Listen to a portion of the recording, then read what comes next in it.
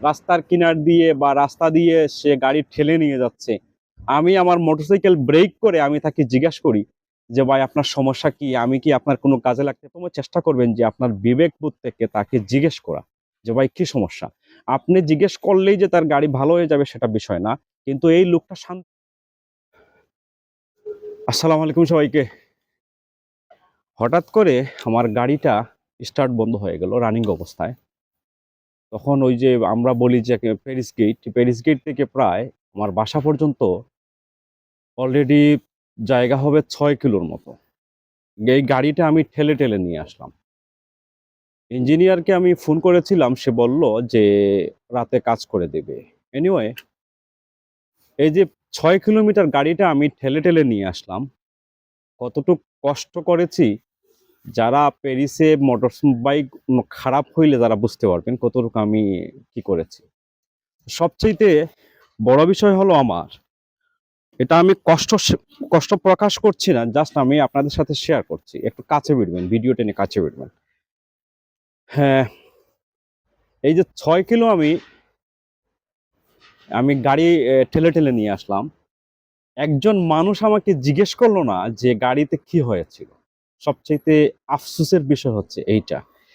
দেখেন, আমি জানি যে গাড়ি ঠেললে আমি ক্লান্ত হয়ে যাব, আমার অনেক পিপাসা লাগবে, সেজন্য আমি ৩ ইউরো দিয়ে এই জুসটা কিনেছিলাম। অলরেডি জুসটা শেষ পর্যায়ে আমি শেষ করে ফেলছি, কারণ একটু জায়গা ঠেলার পরই আমি টায়ার্ড হয়ে যাই বা আমি ক্লান্ত হয়ে যাই, পিপাসিত হয়ে যাই। তখন আমি এটা পান করি একুলে একুলে করে। অলরেডি এটা আমি শেষ, দেখেন একেবারে খালি, নিচে অল্প একটু আছে হয়তো। এইটা হচ্ছে আমি এইখানে আমাদের গাড়ি পার্কিং, মোটরসাইকেল পার্কিং। আমার যেখানে গাড়ি খারাপ হয়েছিল ওইখান থেকে প্রায় ৬ কিলোমিটার আমি গাড়িটা ঠেলে ঠেলে নিয়ে আসলাম। একজন বাঙালি, অনেক মানুষ আমি দেখেছি রাস্তায় যারা কিনা গাড়ি চালিয়ে আসছে বা আমার পাশ দিয়ে যাচ্ছিল। একজন মানুষ আমাকে কখনো জিজ্ঞেস করলো না যে আমার গাড়িতে কি হয়েছে বা কি সমস্যা। অনেক মানুষ শুধু আমাকে দেখলোই। তো আমার আফসোসের বিষয় হচ্ছে এইটা, যে আমি যদি কোনো মানুষকে এইরকম দেখি রাস্তার কিনার দিয়ে বা রাস্তা দিয়ে সে গাড়ি ঠেলে নিয়ে যাচ্ছে, আমি আমার মোটরসাইকেল ব্রেক করে আমি তাকে জিজ্ঞাসা করি যে ভাই আপনার সমস্যা কি, আমি কি আপনার কোনো কাজে লাগতে পারি বা আমি কোনো সহযোগিতা করতে পারি। এইরকম অসংখ্য মানুষদেরকে আমি সহযোগিতা করেছি, সেটা আমি আমার নিজের তরফ থেকে হোক বা আমি যেইভাবেই হোক চেষ্টা করেছি যে গাড়ি ব্রেক করে আমার এখানে স্ক্রুড্রাইভার, র্যাঞ্চ বা অন্যান্য প্লাস সবগুলা বের করে তাকে সহযোগিতা করার চেষ্টা করেছি। কিন্তু একজন মানুষ আমাকে জিজ্ঞেস করলো না। আমি দুঃখ প্রকাশ করছি না, আমি জাস্ট আপনাদের সাথে শেয়ার করছি এই কারণেই, যদি এইরকম কোনো জায়গায় কোনো মানুষকে দেখেন আপনারা যারা মোটরসাইকেল, বিশেষ করে যারা মোটরসাইকেলে ড্রাইভ করেন রাস্তাঘাটে, যদি কোনো মানুষকে আপনারা দেখেন যে একজন মানুষ রাস্তার কিনারে বা রাস্তা দিয়ে ঠেলছে গাড়ি, কেন ঠেলছে তার কারণটা কি, কমপক্ষে ১টা মিনিট তাকে জিজ্ঞাসা করবেন যে তার কারণ কি, সমস্যাটা কি। যদি আপনার মাধ্যমে তার কোনো সমস্যার সমাধান হয়ে যায়, তখন সে লোকটা আসলে বেঁচে গেল। কারণ প্যারিসে আপনারা জানেন যে মোটরসাইকেল খারাপ হলে কত কষ্ট করতে হয়।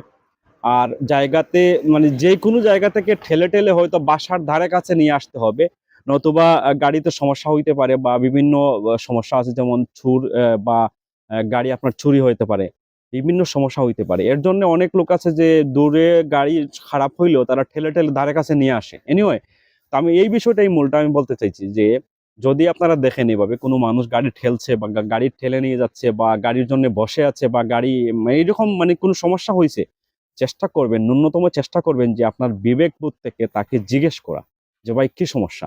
আপনি জিজ্ঞেস করলেই যে তার গাড়ি ভালো হয়ে যাবে সেটা বিষয় না, কিন্তু এই লোকটা শান্তি পাবে যে আমার একজন দেশি মানুষ হিসাবে আমাকে জিজ্ঞেস করেছে যে আমার গাড়িতে কি হয়েছে, মানে জানার চেষ্টা করেছে কমপক্ষে। আমার গাড়িটা খারাপ হয়ে গেছে অলরেডি। আজকে দেখেন, গত সপ্তাহে আমি আমি পুরো সপ্তাহ কাজ করতে পারি না, আমি অসুস্থ ছিলাম, অনেক জ্বর ছিল। আর এই সপ্তাহ আমার গাড়ি খারাপ, মানে যখন উপরে মরার উপরে খাড়া গা, যখন একটা পড়ে তখন আরো বিভিন্ন সমস্যা পড়তেই থাকে। জানি না আল্লাহ আমাকে কেন এগুলা দিচ্ছেন। সবাই আমার জন্য দোয়া করবেন। আর আমার ভিডিওটা যদি ভালো লাগে চ্যানেল সাবস্ক্রাইব করবেন এবং ফলো দিতে পারেন। আর কেউ খারাপ দৃষ্টিতে দেখবেন না, আমি কাউকে ছোট করার জন্য, কাউকে হেয় করার জন্য কথাগুলো বলছি না। আমি দীর্ঘদিন অনেক ব্যস্ততায় পার করছিলাম, সেজন্য কোনো ভিডিও দিতে পারি নাই। ধন্যবাদ সবাইকে। আসসালামু আলাইকুম রহমতুল্লাহ।